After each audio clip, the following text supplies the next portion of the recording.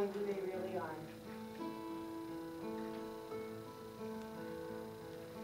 Just today, I heard you say you wish you knew who it is you really are and what you're here to do. I believe you're a shining star, and how I love watching you becoming who you are. Oh, you walked around upon the ground. You've learned how to survive, but something deep inside your soul is reaching for the sky. I believe you're a shining star, and how I love watching you becoming who you are. Oh, it's just a matter of time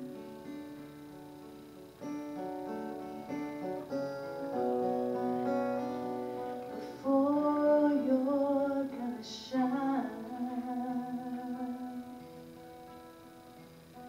You're changing things, you're growing wings, you're learning how to fly. You're letting go, 'cause now you know all the reasons why. I believe you're a shining star, and how I love watching you becoming who you are. Oh, how I love watching you becoming who you are.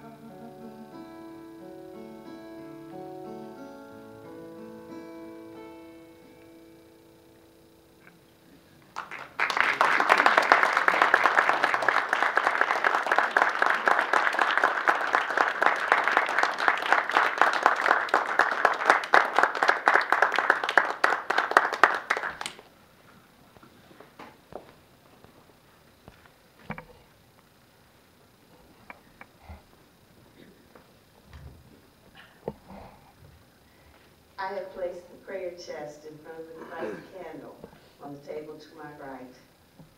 And as we go into this quiet time, we are grateful that the prayers within the prayer box are answered in divine timing and divine order with the perfect solution for each and every one involved.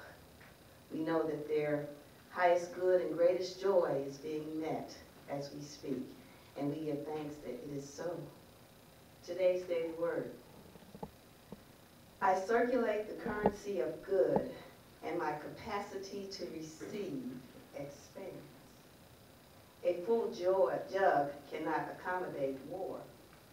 Similarly, if I cling to what I have now without creating the capacity for anything new, I restrict the flow of fresh blessings pouring into my life.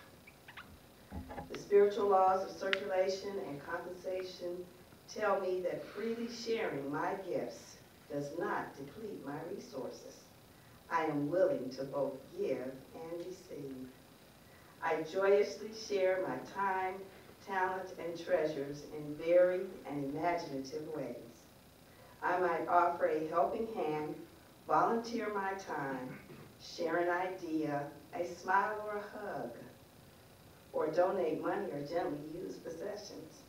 With a consciousness of prosperity, I have more than enough to share. As I give, I expand my capacity to receive. And from Scripture, please accept my gift that is brought to you because I have everything I want. Genesis 33, verse 11. And so it is.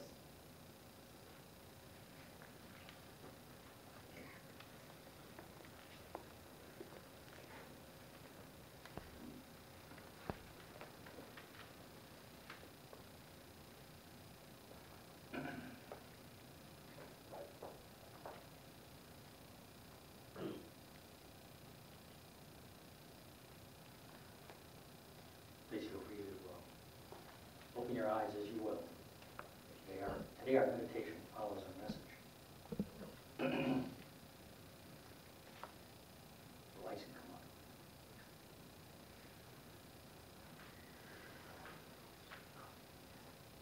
Through the power of your beautiful mind, I want you to go back to the age of 5. All right? Are you there? Age of 5.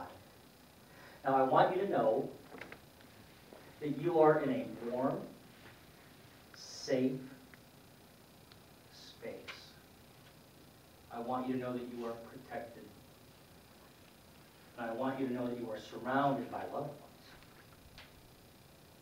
That's the space that you are now in. Surrounded by loved ones, warm and safe. And now imagine that someone walks up to you, someone you don't yet know, and they ask your name. What would you say? Say it out loud now. Say it out loud now. Dana. Yeah. Think about your name. Think about it. What did your name mean to you when you were 5? What does your name mean to you today?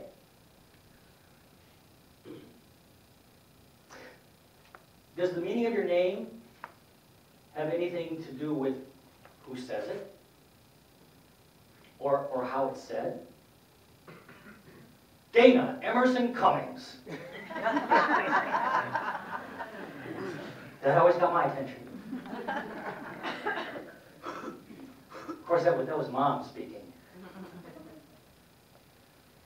Why is it that mothers in that kind of situation use all of our names?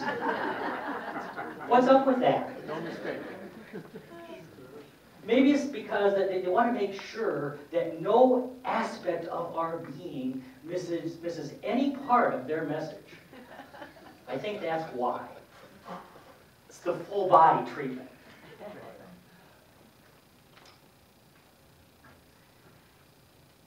You know, traditionally, in Native American and other First Nation cultures,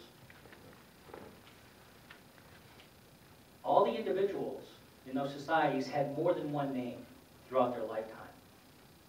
The name that they were given upon birth was not the name that they usually made their transition with. Throughout their lifetimes, they may have had 2, 3, or more names. And the names varied according to the phase of life that they were moving into, or the new role in the tribe that they were taking on. And that name described what they had become, or more rightly, the new name they took on described what they were becoming.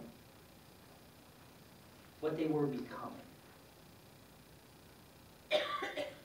There is tremendous power in a name.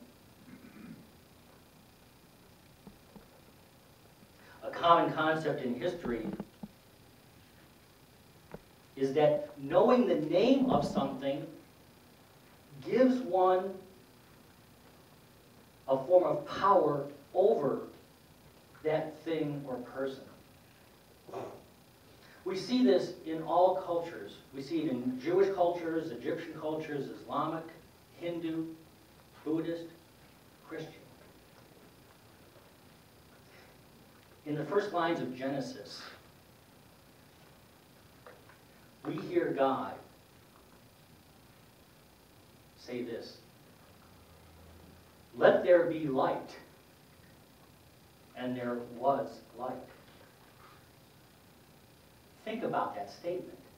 Think about its order. Let there be light, and there was light.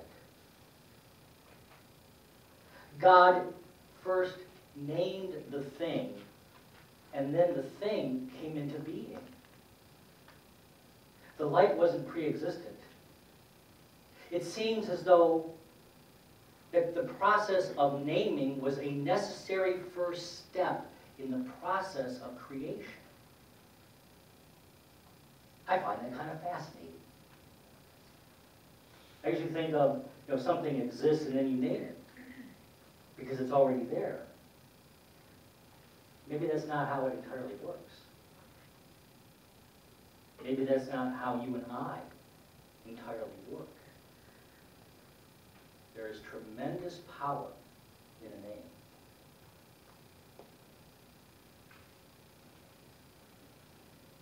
We all know, well, here, it's one other thing I wanted to mention about Genesis and God.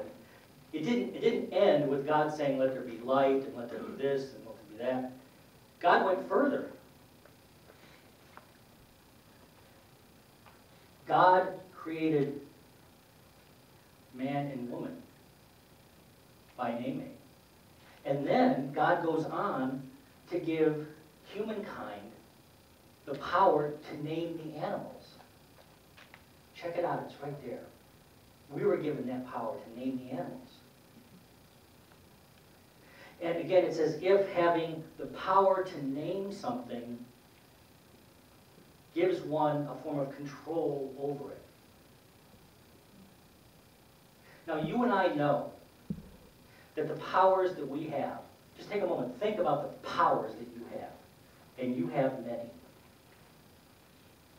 More than you might think of on a day-to-day basis.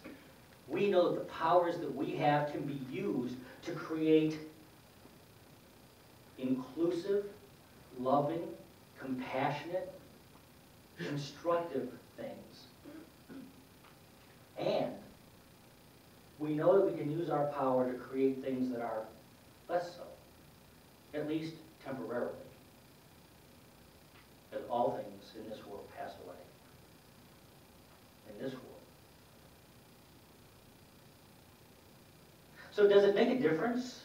Does it make a difference if I say that humankind has ownership of the earth versus saying humankind has stewardship of the earth? Does it make a difference? A name, a word, can change everything in the world.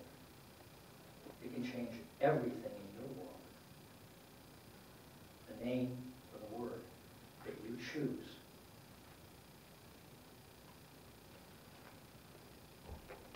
As we earlier saw, 2,500 years ago, when the book of Genesis was written, that may have been the first inkling of the creative power in a name. The first recorded example of the creative power in names. But that power is alive and well today. In just about everything. Really? Mathematics? Is this device, this naming device, is that, can you find that in the cool, calm, collected, conservative world of mathematics? Oh yeah.